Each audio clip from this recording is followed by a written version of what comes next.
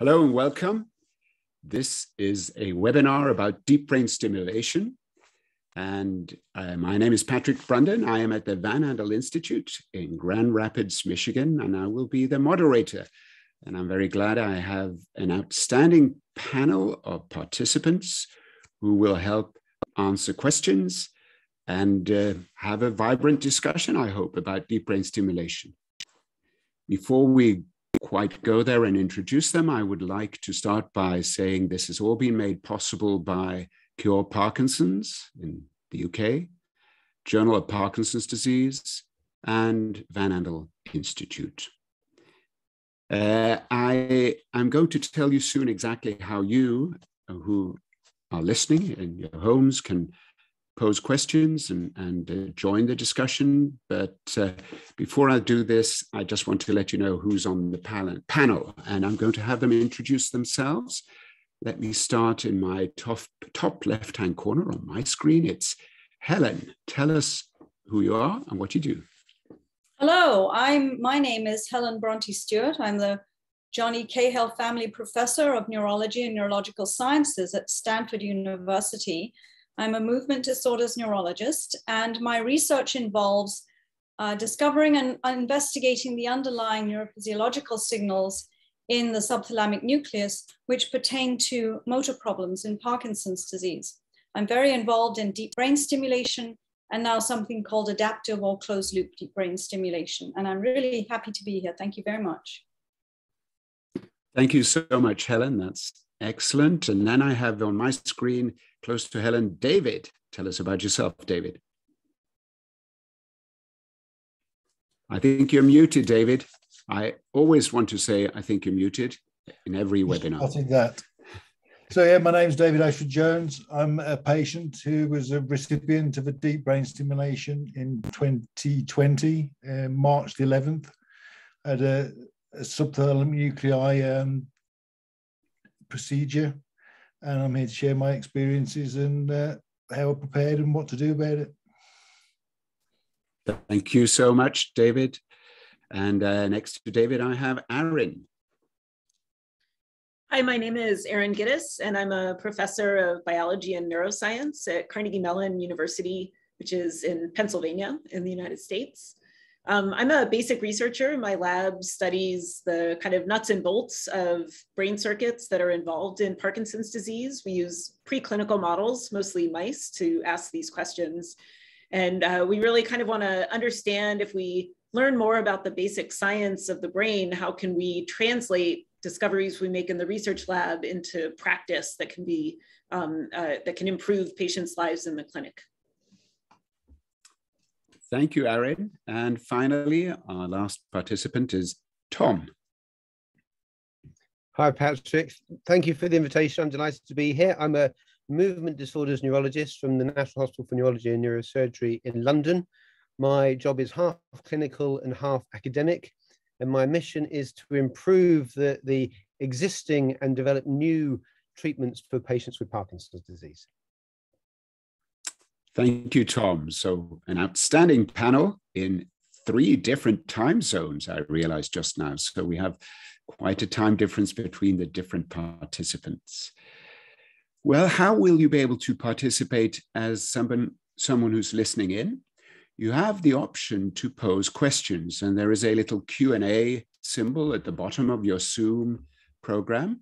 If you click on that, you'll see a window pops up where you can type in your questions. We have help behind the scenes. There's somebody who's going to help us group these questions and help us to highlight those that are frequently occurring amongst the people listening. So you can ask at any time, almost anything you want. We will try to focus on those questions that apply to many people who are listening in. And we're going to start a little bit about the history of deep brain stimulation, because, of course, it's a fascinating medical discovery. And the 2 people who led the discovery and the development of deep brain stimulation were awarded the Lasker-DeBakey Award, which is sort of the American version of the Nobel Prize for clinical research, about 7 years ago, I think. So you have to understand this is a major, major discovery. You know, perhaps Helen, you could start briefly by saying what is deep brain stimulation and a couple of words about how this discovery came about. Absolutely. Sometimes I like to talk about deep brain stimulation in the context of a cardiac pacemaker. So we can call deep brain stimulation a type of brain pacemaker. And the reason it's called deep brain stimulation is that the stimulating leads or electrodes are very carefully implanted in these deep brain structures, which Patrick just talked about, the basal ganglia. So that means the deep gray matter in the brain.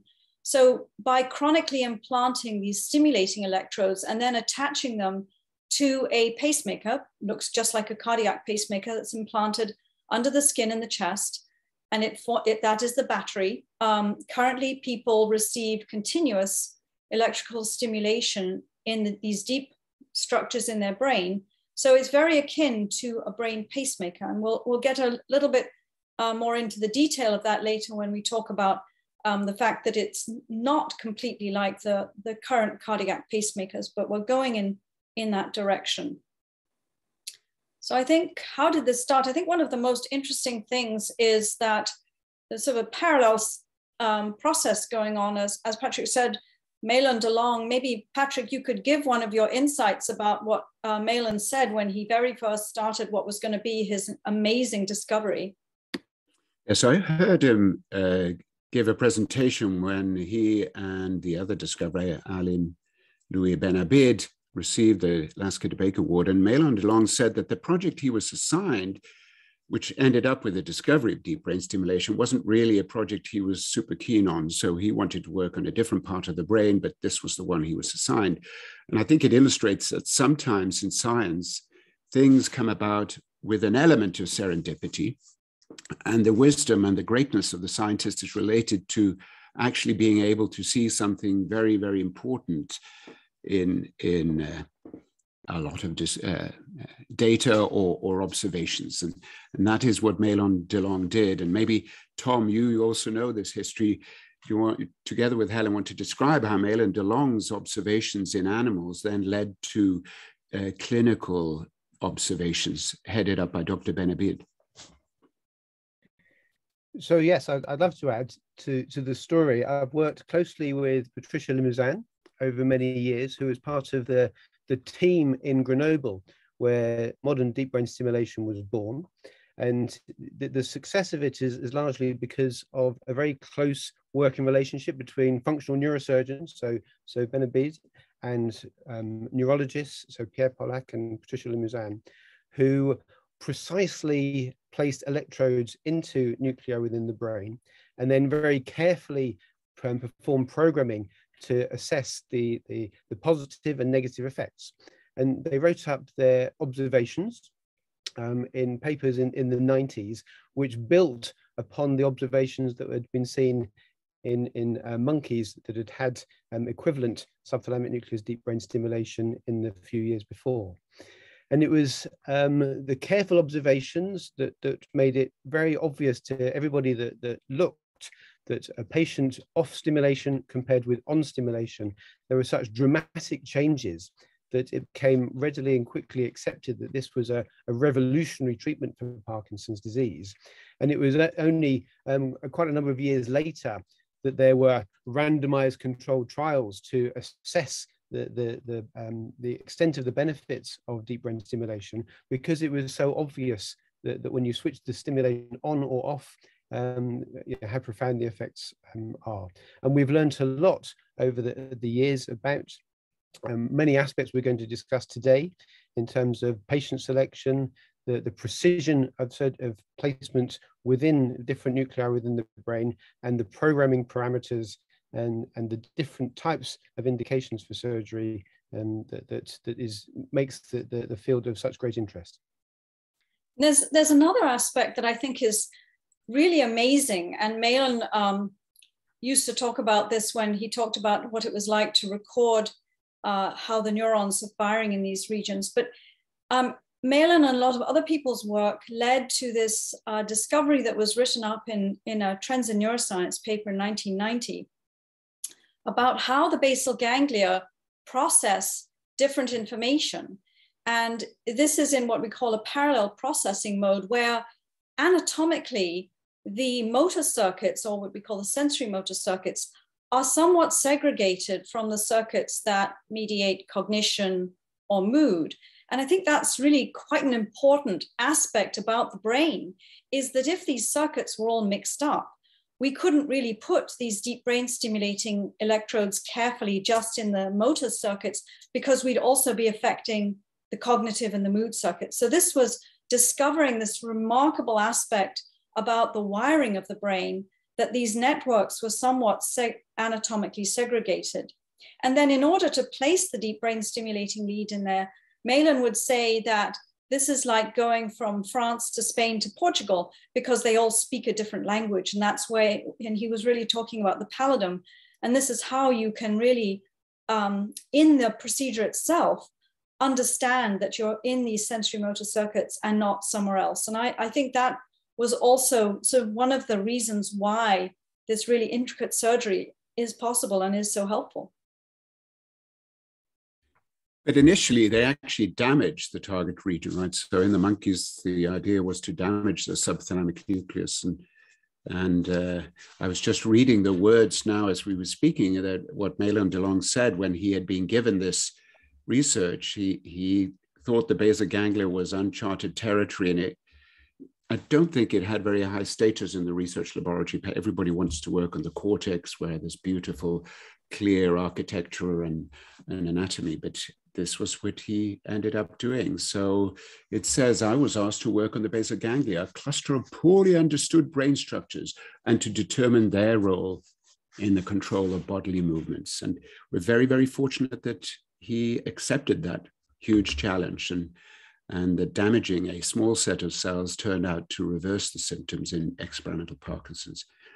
So we've talked a little bit about the history, and that this is an unbelievably large, major discovery. And when we talk about discovery, we think it's something you do in one day and then the next day it's done. Of course, that's not the case. It's followed by many, many, many years of careful development and improvement of the technology.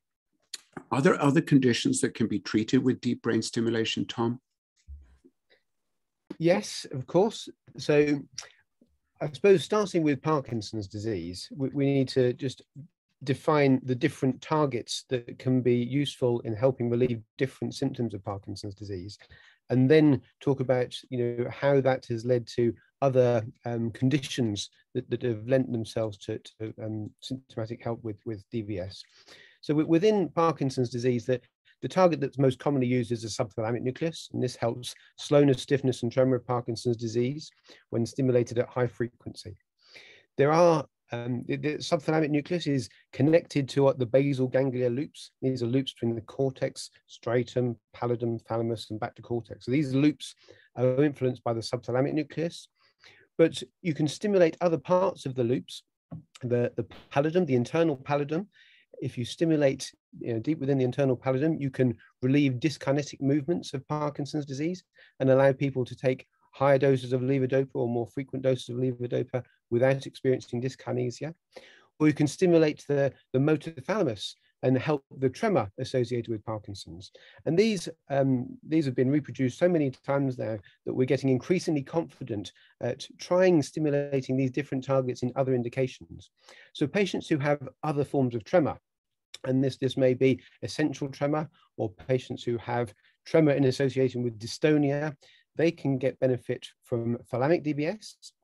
Patients that have other forms of hyperkinetic movements that can look a bit like levodopa-induced dyskinesia, but maybe primary forms of dystonia or career form movements, or even hemiballistic movements, they can all be helped by stimulating the motor pallidum.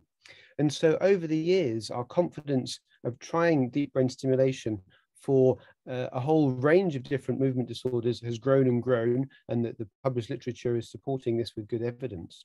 And we've even gone slightly out of the traditional movement disorders thinking about more of the neuropsychiatric disorders, and particularly the overlap is Tourette syndrome, which has both a movement disorder and a psychiatric basis.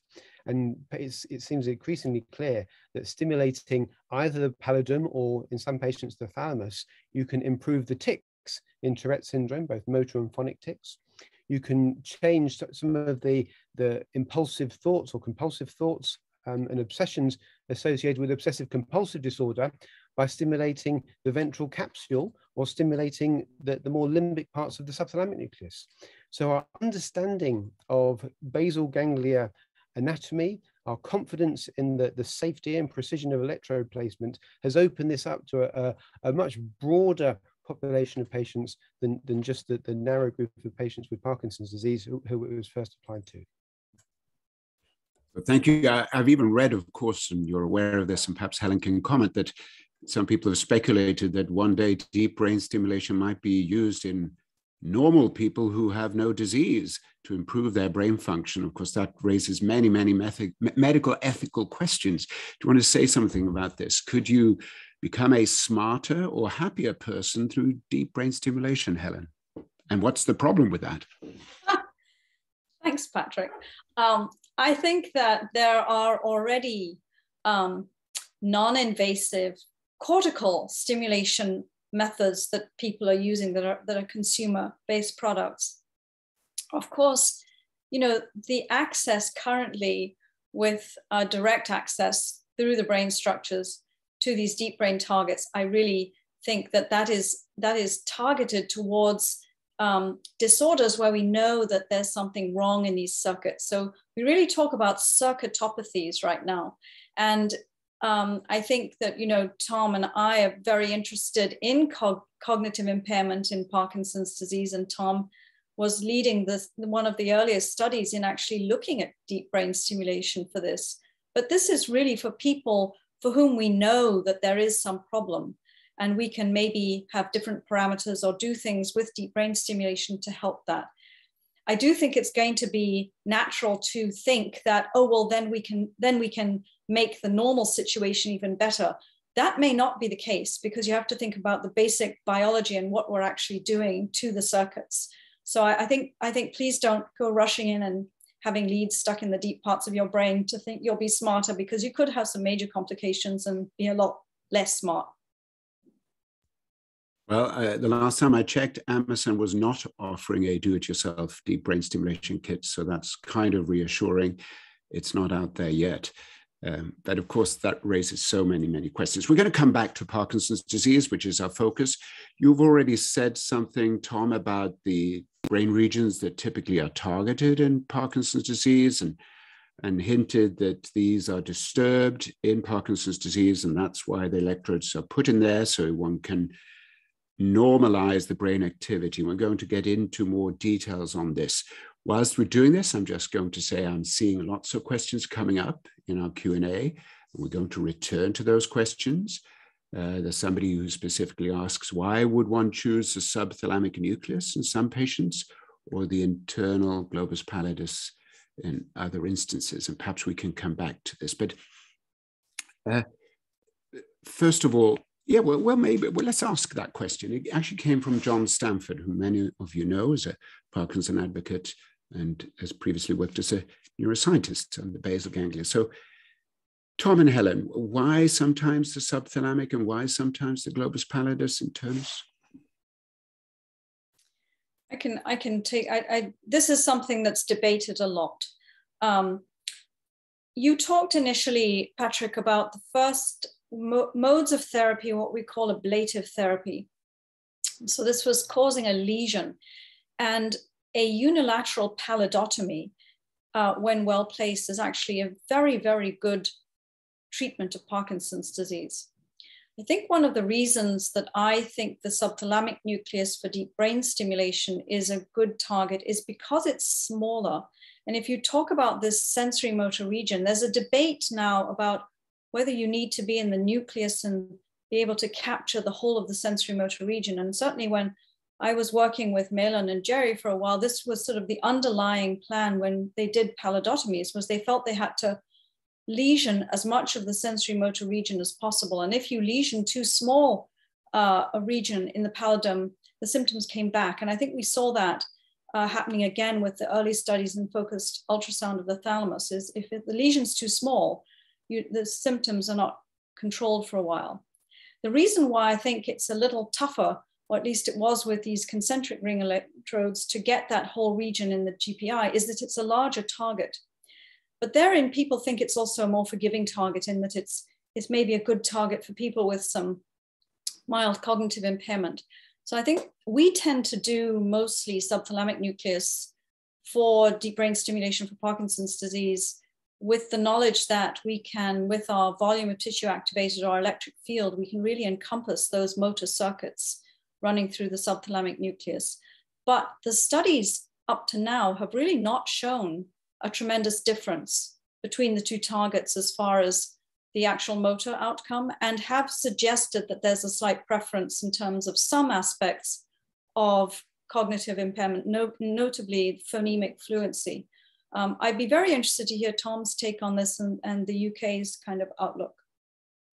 So I'm just going to explain to some listeners, GPI is the globus, pallidus, and turnus, and phonemic fluency is what I was unable to do right now, speak fluently. So Tom, you're going to tag on here. Could you, whilst you answer or build on Helen's answer, could you also explain how it is possible that lesions, Helen mentioned pallidotomy, which means lesions of the globus pallidus, how can they have similar effects to stimulation? It doesn't make sense if you're not a neuroscientist. So that's the paradox of the basal ganglia, rate model that Mahlon DeLong was involved in generating. That you would predict that making a lesion in the pallidum would actually make dyskinesias worse, but in fact it actually makes dyskinesia better, and you can mimic this with deep brain stimulation. So it's very likely that stimulating, as we do with deep brain stimulation electrodes, are inhibiting nerve cell propagation in a similar way to making a lesion. And it's likely that the rate model of the basal ganglia circuitry is inaccurate, and what we should be thinking of is a pattern, that there's abnormal activity which is going on in our basal ganglia circuits, which we can come onto in some detail about what types of patterns are seen when you record from these different nuclei. What do you mean by rate model, Tom? That's a fancy concept. So the rate model was looking at, in the absence of dopamine, you'd have too much firing down one pathway and not enough down another pathway, but that's inhibiting the next step in the pathway, and that was in turn inhibiting the next step. And people tried carefully to think through, well, if we inhibit an inhibition of an inhibition, that's the same as an excitation, and you could work out what you'd expect to happen if you then made a lesion downstream. But this isn't what happened, and it's the signal which changes, and we're going to hear this afternoon about the different types of synchronized oscillations that can be picked up by recorded from the basal ganglia, which is a different pattern of firing, not just an increase or a decrease in rate of firing. So going back to how we select STN versus GPI as a target, we do see some patients with Parkinson's who respond to levodopa, but they go from being off to on with dyskinesia. There's no happy medium in between. There's no good quality on time. And in those such patients, if you stimulate through the subthalamic nucleus, you may just reproduce the same thing. You change an off situation to a dyskinetic situation, which of course is no advantage. And in those patients, we'd opt for the pallidum as a target to obliterate dyskinesia. There's also the group of patients who have got borderline cognition, who we know that STN-DBS is a higher risk, and therefore opting for the pallidal target.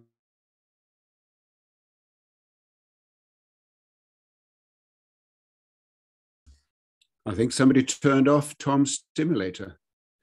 He is frozen. It's not just on my screen, I believe. So we have lost Tom temporarily. We hope he will come back. But in the meantime, I can ask Aaron, so you work, of course, in a very small experimental animal, in rodents, mice. Are there insights that you can get from these brains, which remarkably have a lot of circuitry in common with us humans, in terms of stimulation versus damage to brain regions? Yeah, so yeah, I think I calculated that an entire mouse brain could fit inside a human STN. So the work we do has to be very, very precise. And I think because of that, sometimes it's unclear what's going to translate and what's not. But it is really remarkable how similar the overall structure of the circuit is across the animal kingdom, really, to the structure of human basal ganglia. And so that creates really nice experimental models where we can try to figure out, what are these loops doing? And if you intervene in this part of the loop, what's going to happen versus if you intervene in that part of the loop. And there's been, quite a lot of predictive power from animal models and things that do end up translating well to the human case. We found, I'll probably talk about this a little bit later, but some of the research that we've been doing has suggested that if you use, kind of a burst pattern of stimulation to DBS rather than kind of leaving it on continuously, you might be able to induce some long-lasting therapeutic effects that can continue even after you turn stimulation off. And our data suggests that this is going to work better if you stimulate in the GPI rather than if you stimulate in the STN. That's true for our preclinical studies, and I think it will just remain to be seen when this gets tested in humans.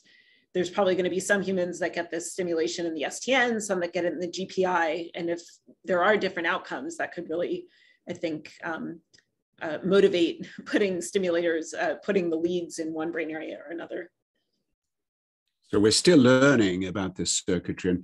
And for those of you who are listening, the subthalamic nucleus and the globus pallidus are very close to each other, highly interconnected, and even manipulating subsets of cells in those two structures can have differences. And Tom, you are back. We're delighted. You asked me in the chat if there was something we missed. We probably missed a piece of your sentence, but I want to ask actually the thalamus. Somebody mentioned this earlier. When do you choose to put a stimulator in the thalamus as opposed to the subthalamic nucleus? Is Tom frozen again? Or maybe he's contemplating my question. I think Tom froze again. I'm sorry about that. Helen, you go ahead. Absolutely. Yes. So the thalamus, actually, it was interesting in the history. We didn't talk about this. Deep brain stimulation was actually first approved for essential tremor in the thalamus. And it's interesting that this still is the target for essential tremor. The circuits for Parkinsonian tremor also flow through the thalamus. The big difference for thalamic stimulation for Parkinson's disease is it might be a very good treatment for tremor. Unfortunately, it does not treat the other signs of Parkinson's disease, such as bradykinesia and rigidity. So we tend not to use thalamus if we're treating the person for all aspects of Parkinson's disease. It's an excellent treatment for tremor. And I think, as Tom said early on, now that we've seen it's such a good treatment for tremor that people are using it for other syndromes that might have tremor as part of their clinical, aspect. And within the thalamus, there's a target that's in the thalamic nuclei, so in the what you might call the gray matter. But there's a lot of interest now in targets that are in the pathways or the circuits that are coming to the thalamus. And one of these is the dentato-rubrothalamic tract. So there's been some wonderful, what we call DBS connectomic work. And this is looking at functional and tractography imaging to try and see if we can identify where that great spot is for treatment. And one of them for tremor is actually in that fiber pathway. So the thalamus, I think, it used to be, of course, for lesions used for dystonia as well. But I think most people feel that the internal segment of the globus pallidus is probably a better target for dystonia. Thank you. So we have, in the first half hour here, learned a little bit about the history of deep brain stimulation, how it was discovered, And we also understand that development is still going on, and we're going to hear more about that towards the end of the hour. But we also know that there are at least three main targets: the subthalamic nucleus, the internal segment of the globus pallidus, and in some cases, the thalamus can be a valid target. And one can improve motor symptoms. The technique can be used for a variety of other disorders, mostly in the motor sphere, but not exclusively, also behavioral disorders. But what can one really expect? And here I want David soon to chime in, but I'd like also the two clinical neurologists to explain what would they want to see in a patient after deep brain stimulation. And I'd love to hear your personal experience as we discuss this, David. So Tom, we're hoping you can stay with us now. What would you hope to see in a patient where you've put an electrode in the subthalamic nucleus or in the globus pallidus? So I don't put electrodes in anybody. My surgical colleagues do. They wouldn't forgive me for not highlighting that. And you know, that's critical for everyone to realize. So it's a team approach.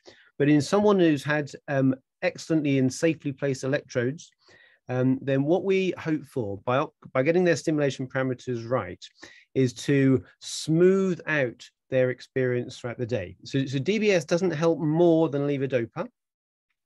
But if a symptom is responsive to levodopa, we'd expect it to respond to DBS, and therefore by improving the off symptoms, the severity of off symptoms, it means that we can also reduce some of the either the dose or the frequency of levodopa administration, and change, you know, big on and off fluctuations throughout the day into smoother ripples throughout the day. And if in a well-selected patient, that should make a big difference to their function and their quality of life, and make them very happy. But it is all about realistic expectations. You know, DBS doesn't stop the progression of Parkinson's. There are a host of dopa refractory symptoms that it won't make any impact on, and there are it will help the things that responds to levodopa. So if that is what is important for the patient, then we get very happy results after DBS. Alison Anderson has asked a question in the chat. Is there an optimal time to consider DBS as Parkinson's progresses? So there's a window of opportunity. And I think the window starts when someone is getting disability or impact on their quality of life despite conventional medications. And the window ends when people are disabled by dopa refractory problems that are unlikely to get better with DBS. But it's usually a good number of years between the start of that window of opportunity and the end. And within that, the timing is to be individualized. You know, some people, that window is a bit earlier because they may have dopa refractory tremor, and that's the exception. If someone has bad tremor that's not responsive to dopa, it might still be responsive to DBS. So sometimes we do see people early on with that dopa refractory tremor. But most people can have little tweaks to medications for a number of years, and they can think about, is DBS the right time for them, or, you know, would they prefer just to have alternative, less invasive procedures? And we can usually come to the right decision for the right patient before they reach the end of that window of opportunity. David, what made you come to your decision in March 2020? And you're still muted, David. Got you there. See the little microphone that's red. There we go. Thank you. Yeah, so how come you came to this decision? Yeah, I'd reiterate what Thomas said about the choice. Basically, the quality of life that I had was such that I felt that it was worth taking a more aggressive approach to the condition. Now, if I take you back to my case, I was 11 years post-diagnosis. I was very dopamine responsive, but it was getting increasingly unpredictable. So the offs were very, very severely off, and the ons were kind of more or less normal, which in conversation with Tom, and I must say, Tom and his team were excellent. I am actually one of Tom's patients. So we definitely have walked the talk about the discussions about what the possible benefits were. And then I had the discussion with my wife and family about what are the risks that offset it. And I think one of the things you need to think about when you go for it is, for me, it's been phenomenal. It has reduced my dopamine intake massively. I'm down from 12 cinema a day to 2, 24 milligrams of ropinirole down to 8, no apomorphine, no exenatide. So it's been truly revolutionary for me. When Tom says, you get a happy patient, yes, you do.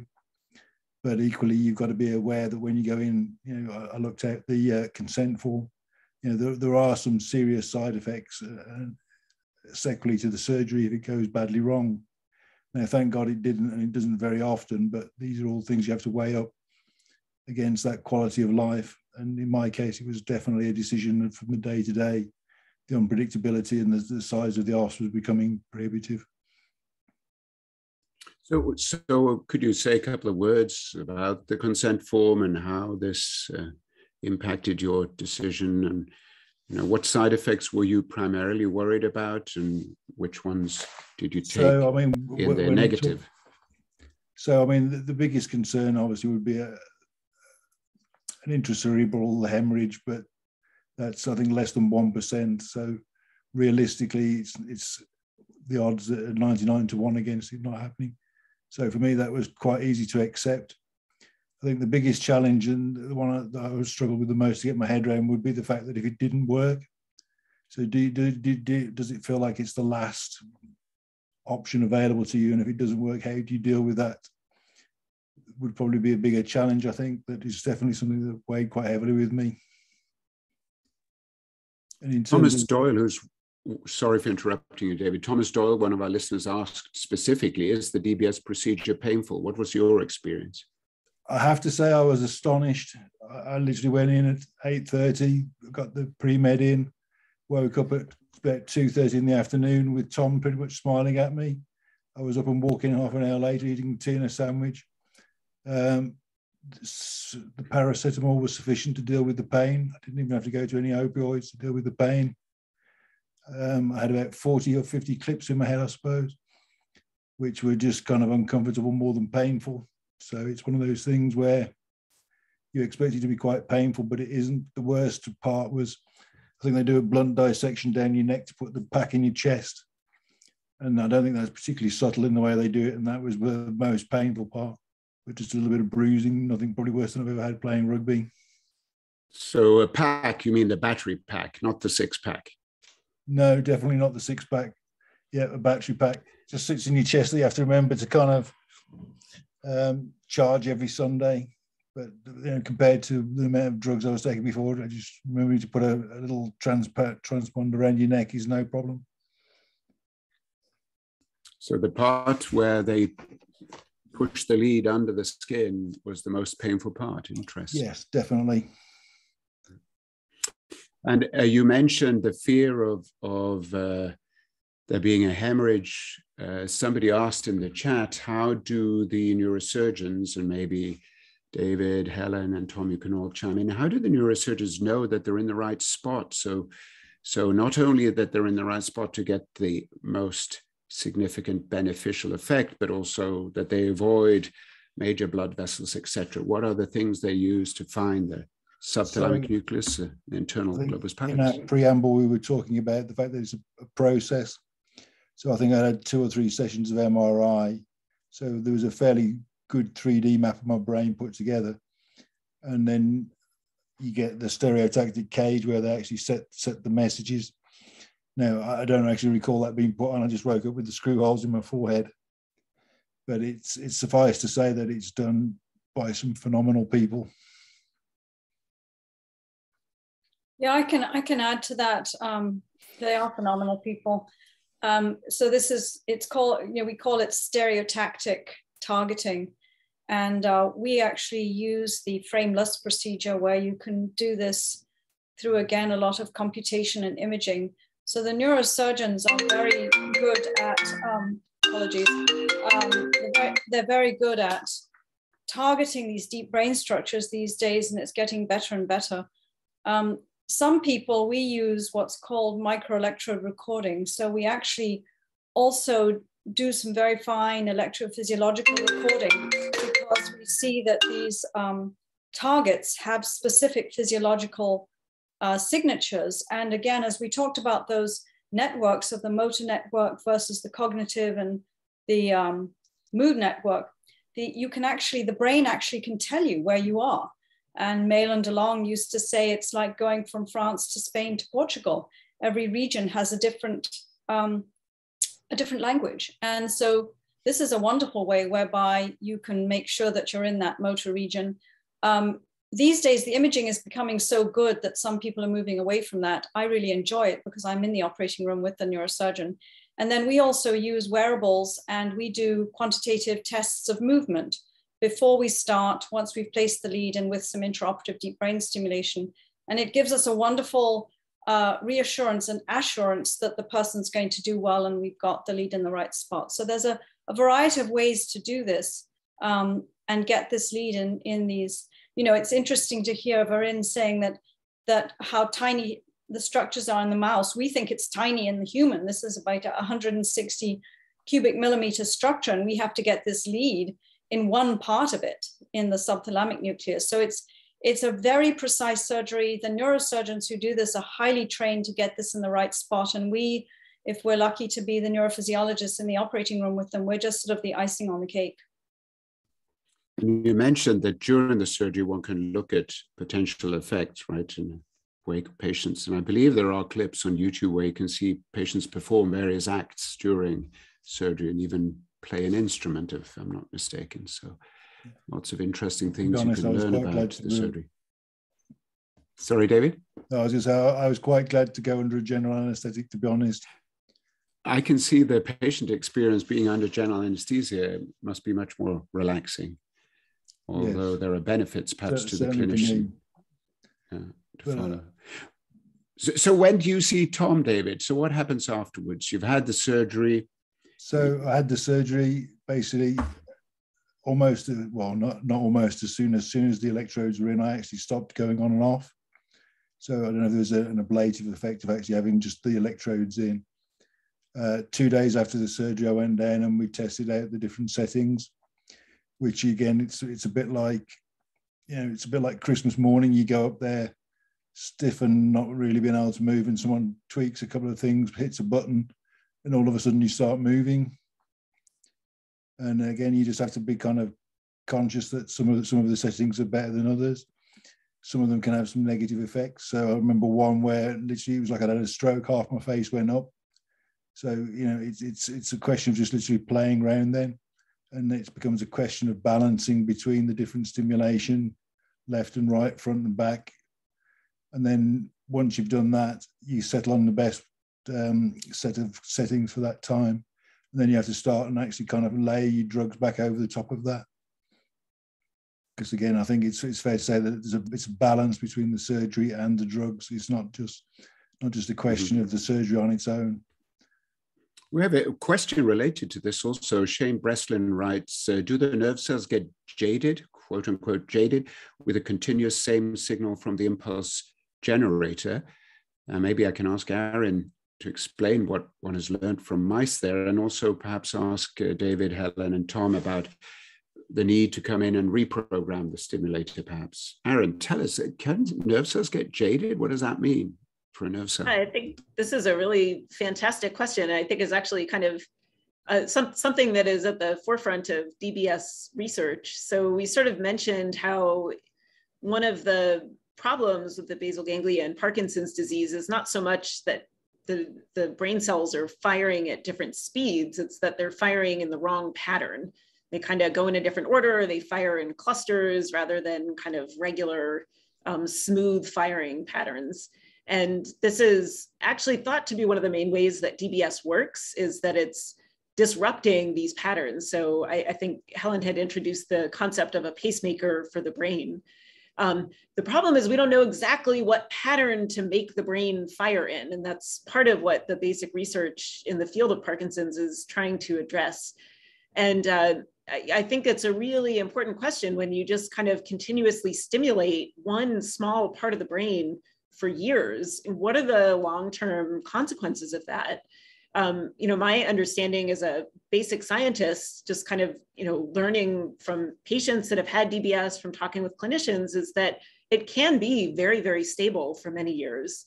But, you know, maybe we could make the technique better if we can actually kind of leverage the fact that we are stimulating the brain. I mean, the way that learning occurs in the brain is by neurons changing their firing pattern to encode memories, to learn new movements, to retrain your movements if there's been a problem. And I think this holds a lot of promise for future applications of DBS, instead of just kind of blindly stimulating because historically we were trying to lesion an area, turns out if you just stimulate and you back off a little bit, somehow it works. But we can do so much better with that now with the tools that we have. So can we figure out a way to apply stimulation in a really kind of strategically designed manner to actually start to retrain the brain circuits to recover their old patterns of activity, and therefore kind of use DBS as a repair device rather than kind of a Band-Aid that we keep over the circuits?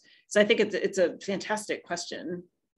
This is a great introduction to the last 40 minutes of our webinar. What does the future hold? And I'm wanting the panel now to answer the more immediate future. In fact, some of it is already here in terms of adaptive DBS, for example.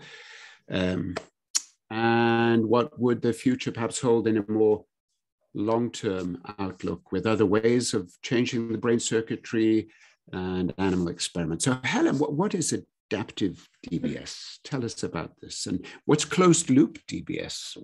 Yeah, so adaptive DBS and closed loop DBS are used sort of synonymously. But the idea of closed loop DBS, we can go back to the cardiac pacemaker and now move to the current cardiac pacemakers can sense the heart's rhythm. And this was first done for bradycardia, so a slow heart rate. And when the system recognized that the heart rate had gone below a certain threshold, the stimulator turned on. In Parkinson's disease and other neurological disorders, we have been using deep brain stimulation for the last 30, 40 years in an open loop fashion, meaning as Arin was really explaining, the stimulation is on 24/7 at the same parameters, and it has no idea what's going on in the underlying brain regions. And something that we'll get to, or we can talk about right now, is that in order to do closed loop deep brain stimulation, you have to know what signals to use. The brain has to recognize the signals, but it also has to recognize what's normal and what's not normal. So obviously, if you had a cardiac pacemaker that turned on when your heart rate was high instead of low, you would be in trouble. So we don't want to feed in or algorithms that do the wrong thing. And so we first need to understand what are the neural signals relevant to what we call the pathophysiology, the disease state, or the motor abnormalities. And this gets us to something called the beta rhythm or the beta oscillopathy, which is a disorder of neuronal oscillations. Now, I've already called it beta. This is the way we call it in the United States. And of course, we call it beta in the UK. And this is it's basically that there is a brain arrhythmia going on. So there's an abnormal, exaggerated oscillatory activity in these deep structures. And that has also led to some structures of firing together in these local regions that we call synchrony. So I often talk about this in terms of, if you have normal neural activity, it's like you're in one of these, say, holiday parties, and there's a hum of a conversation going on, but you can easily hear yourself talk and speak to your neighbor. If you're close to this oscillopathy, it means it's like being in a crowd where they're chanting something over and over again, and you can't hear yourself speak because they're saying the same thing over and over again. And what we see in specific frequency, there's neural activity that's sort of dominating everything. What's more important also, I think that Anne Graybill brought up in 2015, was it may not be that it's just that there is this abnormal rhythm, because she pointed out this is a normal rhythm in our brains, but it may be that this is occurring in what we call bursts, in transients of periods of this rhythm, and that the longer that the rhythm is bursting, maybe that's the problem. And so adaptive deep brain stimulation not only uses this beta arrhythmia, it detects when the rhythm is present and when it's gone above a certain level. And then it says, okay, stimulation, now I want you to increase your intensity. But what we're also doing is we're looking at, with these new investigative stimulators, we can actually measure the duration of that burst. And once it becomes in what we think is the prolonged region, we can do the same thing. So adaptive DBS, the sort of things to know is you have to use you can record now these neural signals, and that you can record them right on the brain pacemaker. So you don't have to have externalized leads, which is what we used to have to do. And you can then use that signal once you can figure out what's the abnormal signal to then guide your deep brain stimulation. So it gets back to something that Arin was talking about, is now we don't have this on all the time at the same level. We're either adapting it slowly or we're moving it up and down in a sort of trapezoidal fashion, very much like a cardiac pacemaker. And I think that this is going to be very exciting to see if this actually, first of all, is better. And we have some inclination that there's some things that might be better with adaptive DBS, but also perhaps with this wonderful question about jaded neurons, perhaps this keeps refreshing the system so that the system doesn't become jaded. So I know Tom has also lots of things to say about beta oscillations. So I'd like to hear that too. So just before we go to Tom, to explain to all the patients listening, you still have a couple of wires implanted in your brain. It's more at the other end where there are modifications. So the way the stimulator is run, it's also reading activity at the same time and adjusting the stimulation according to what it is reading. So it doesn't need a lot of extra wires. But beta oscillations, the beta and the beta oscillations, Tom, I find that concept hard to understand. It's a whole group of cells that fire in synchrony. What is it and why is it important? So what we see over the years is patients that have done well with DBS may start having worsening of their speech, or they may start having freezing episodes during their walking. And when we first saw this, we thought, well, this is just Parkinson's getting worse. You know, this is what happens. DBS doesn't stop Parkinson's getting worse, and so be it. But we've found that by adjusting the DBS, or sometimes even switching the DBS off temporarily, the speech can get better. The freezing episodes can disappear. And it's clear that chronic DBS can sometimes have negative effects on the normal physiology of the basal ganglion subthalamic nucleus. So this is where having a more sophisticated stimulation delivery, rather than being switched on all the time, it may be useful to have it switched on only as necessary. And as Helen was saying, the as necessary bit, we're getting closer and closer to understanding. So these beta oscillations, it's when all these nerve cells are firing synchronously, they all decide to fire together in these waves of these synchronized oscillations in a certain frequency. And you know, we have these in normal health. You know, when you're at rest, the beta oscillations happen, and when you move, they disappear. So they're a bit like having a break on your movement. When you're planning a movement, they disappear. When you move, they disappear. And then when you stop, they come back. So beta oscillations are part of normal physiology. But when they start bursting inappropriately during a movement, then that is what we see as the slowness and stiffness of Parkinson's. And so what we want to do is to sense that abnormal beta burst and then stimulate in response to get rid of it. But then as soon as it's gone away, to switch the DBS off. And then you can prevent the abnormal things that can happen in the STN by chronic stimulation being on all the time, things like the slurred speech and the freezing movements. And so it's trying to be Tom, John McAfee asked, will the next generation of the hardware on the outside look different? Are these batteries going to end up being smaller when you have the future generation of closed loop DBS? Or maybe it's hard to predict how technology will evolve there, but what do you think? Well, there's all sorts of potential directions. You know, the sensing ability, being able to pick up these beta bursts. You know, the latest generation of electrodes can not only deliver stimulation, they can sense as well. And then the signal goes back to the pulse generator. It's decoded and interpreted, and then the message to stimulate is sent down the same wires. And the wires will become more sophisticated and better at sensing, and better at delivering the stimulation to the right areas. And the processing within the pulse generators will get better. the battery life will become more sophisticated, and if it's not on all the time, it won't need to be as big. Might not even need to be implanted in the chest. You might have a cranial pacemaker that can be hidden in the scalp, and that's one option. So the technology will certainly improve.